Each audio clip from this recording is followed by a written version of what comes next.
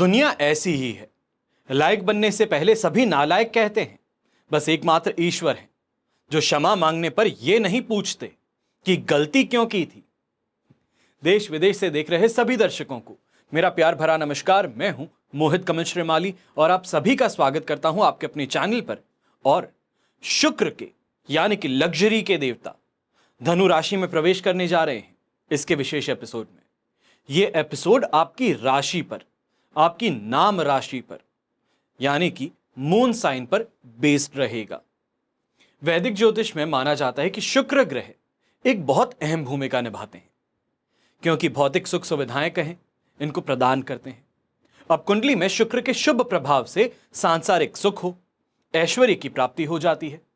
वहीं शुक्र के अशुभ होने पर मनुष्य में संस्कारहीनता हो, यौन जनित रोग हो, परिवार में बिखराव की स्थिति हो, ये सभी निर्माण कर बैठते हैं। और जन्म कुंडली में विशेष रूप से शुक्र की स्थिति आपके वैवाहिक जीवन की स्थिति और दशा भी तय करती है। अब यहां पर समझना होगा कि गोचर का समय क्या है, धनु राशि में शुक्र देव कब तक विराजमान रहेंगे। प्रेम के, सौंदर्य के, कला के, आर्ट के और लग्जरी के कारक शुक्र देव 7 नवंबर 2024 की मध्य रात्रि 3:31 पर धनु राशि में प्रवेश करेंगे। तो यहां से लेकर के 2 दिसंबर तक सुबह के 11:57 तक धनु राशि में गतिशील रहेंगे। इसके पश्चात वो मकर राशि में प्रवेश करेंगे। शुक्र धनु राशि में प्रवेश करके अग्नि तत्व से संबंध जोड़ेंगे। तो ऐसे में धनु राशि में गोचर का ये आपकी राशि पे क्या प्रभाव पड़ने वाला है, इस पर सोच समझ करके विश्लेषण करना बहुत आवश्यक है। शुरुआत करते हैं राशिफल की, फिर बात करते हैं तुला राशि की। तो आपकी राशि से पराक्रम भाव में गोचरवश शुक्र का प्रवेश होने वाला है। सोशल सर्कल में बढ़ोतरी देकर के आएंगे। वहीं ऐसे समय में आप इररेजिस्टिबल बन जाएंगे, यानी कि चुंबकत्व ताकत जो है, मैग्नेटिज्म जो है, ट्रैक्शन पावर जो है, वो आप में बहुत ज्यादा बढ़ने वाली है। यह कहा जाए कि लोग आपकी तरफ खींचे चले आएंगे, आपसे रिश्ता बनाना चाहते हैं, आपके साथ में दोस्ती करना चाहते हैं, आपके सर्कल में सम्मिलित होना चाहते हैं। यह यहां पर देखने को अवश्य मिलने वाला है। ऐसे ही समय में जो आपके एनिमी हैं, कंपटीशन है, उनकी संख्या में भी भारी गिरावट आएगी। आत्मविश्वास आपका बढ़ेगा। घरेलू मोर्चे पर अगर बात कही जाए तो नौकर चाकर कहा जाए या फिर यह कहा जाता है आज के समय में हाउस हेल्प है, मेड है, ये अगर नहीं थे, छुट्टी करके चले गए हैं, निकाल दिए गए हैं, अनुपस्थित हैं, तो ये कमी खल रही थी कि काम बहुत ज्यादा है और अब करने वाला कोई नहीं। तो ये परेशानी जो है ये इस समय में समाप्त होने वाली है। सही समय पर हाउस हेल्प की प्राप्ति भी हो जाएगी, काफी अच्छी भी है आपके लिए, घर परिवार की स्थिति में सिद्ध होगी। अब यह समय विशेष तौर पर भाग्य का साथ लेकर के आएगा।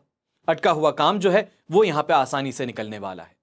ऊंचे पद पर बैठे लोग जो हैं, हायर पोजीशन जो होल्ड करते हैं, चाहे हम इन्फ्लुएंशियल लोगों की बात कहें, पॉलिटिकल लिंक्स की बात कहें, या ये कहें कि कोई बड़े ऑफिसर हैं, उनकी यहां पे दया दृष्टि जो है वो हमें मिल जाएगी। भाई बहन का सुख भी बढ़ेगा और धर्म में आस्था की तरफ रुचि भी आपकी बढ़ने वाली है। ऐसे समय में एक छोटा सा उपाय करेंगे। शुक्र ग्रह के शुभ फल प्राप्त करने के लिए दाहिने हाथ की रिंग फिंगर में अगर जरकन पहना जा सकता है तो पहन लीजिएगा। अगर नहीं पहन सकते तो ऐसे में जरकन, वैसे भी जो मैं आपको बता रहा हूं ये सब्स्टिट्यूट स्टोन है। शुक्र का खुद का स्टोन जो कहा जाता है वो तो आता है डायमंड, और डायमंड भी 1 कैरेट का। अगर छोटे छोटे डायमंड्स जो होते हैं उनको डिजाइनर कहा जाता है, वो शुक्र के लिए प्रॉपर स्टोन नहीं कहलाते। पर जरकन जो है वो एक सब्स्टिट्यूट है, वो आप पहन सकते हैं। पर इतना ही नहीं, अब यहां पे शुक्र से संबंधित कुछ उपाय आपको बता रहा हूं, ये खास तौर पे है। हर व्यक्ति के मन में सांसारिक सुख की इच्छा सबसे ज्यादा होती है। अच्छा घर हो, वाहन हो, वस्त्र हो। यहां पे स्त्री का मतलब यह है कि शादीशुदा जीवन सुखपूर्वक बीते, भौतिक वस्तुओं की कामना करता है। और क्योंकि शुक्र को इन सभी वस्तुओं का कारक कहा जाता है, इसलिए शुक्र की कृपा से इनकी प्राप्ति संभव होती है। अब कुंडली में शुक्र अगर पीड़ित हो या कमजोर हो तो जीवन में क्या परेशानी आएगी? भौतिक सुखों की कमी होगी।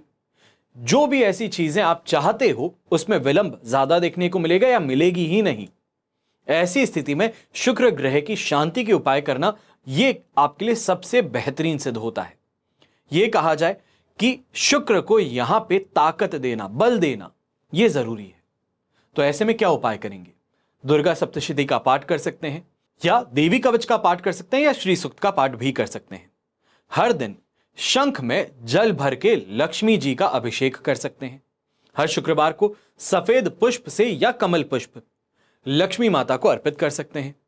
फिर इस दिन, या ये कहा जाए शुक्रवार की रात के खाने में खीर बना करके लक्ष्मी जी को भोग लगा करके पूरा परिवार जो है वो उसे प्रसाद स्वरूप खाए खाने में, तो बहुत शुभ साबित होता है।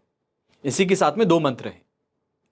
एक एकाक्षरी बीज मंत्र कहा जाता है जो शुक्र का है, ओम शुम शुक्राय नमः, और दूसरा शुक्र का बीज मंत्र, ओम द्राम द्रीम द्रौम सह शुक्राय नमः। तो ये मंत्र जो हैं, इनका अगर आप जाप करें तो अवश्य ही इससे भी आपको लाभ मिलता है। अष्टलक्ष्मी कवच धारण कर सकते हैं, या तो फिर 10 महाविद्या कवच के साथ में अष्टलक्ष्मी कवच का संयुक्त कवच बनवा करके आप धारण कर सकते हैं, तो ये और भी ज्यादा शुभ साबित हो जाता है। हर शुक्रवार की शाम में चांदी, स्फटिक, चावल, दूध, दही, घी, सफेद चमकीले कपड़े, सफेद चंदन, इत्र हो गया, सफेद ज्वार, चीनी, बताशे, मिश्री, श्रृंगार की सामग्री, महिलाओं के श्रृंगार की सामग्री, सफेद मीठी वस्तुएं, इनका अगर आप दान कर सकते हैं तो भी शुक्र का दान जो है यह कहलाएगा, उससे शुक्र की यहां पे स्थिति और ज्यादा बेहतर होगी। कुंडली में शुक्र स्ट्रांग होगा और आपको उससे शुक्र के कारण लग्जरी की प्राप्ति, भौतिक सुख सुविधाओं की प्राप्ति जरूर होगी। अब ऐसे में शुक्र का दान जो है वो भरणी नक्षत्र, पूर्वा फाल्गुनी नक्षत्र, पूर्वाषाढ़ा नक्षत्र, इनमें श्रेष्ठ सिद्ध होता है। शुक्रवार के दिन पुरानी किताबें या फिर पुराने जूते किसी गरीब को दान कर दीजिए, तो इससे भी सोया हुआ भाग्य जाग सकता है। और शुक्रवार के दिन पुराना फर्नीचर है, बर्तन है, किसी जरूरतमंद इंसान को अगर दान में दे देते हैं, चाहे वो हाउस हेल्प है, उसको ही आप दे दीजिए, तो घर में कभी किसी सामान की कोई कमी नहीं होगी। यानी कि जो जीने के लिए, लग्जरी के लिए, लग्जरियस लाइफ के लिए जो चीजों की जरूरत पड़ती है, उनकी कमी आपके जीवन में कभी नहीं होगी। लक्ष्मी जी की विशेष कृपा ऐसे लोगों पर बनी रहती है।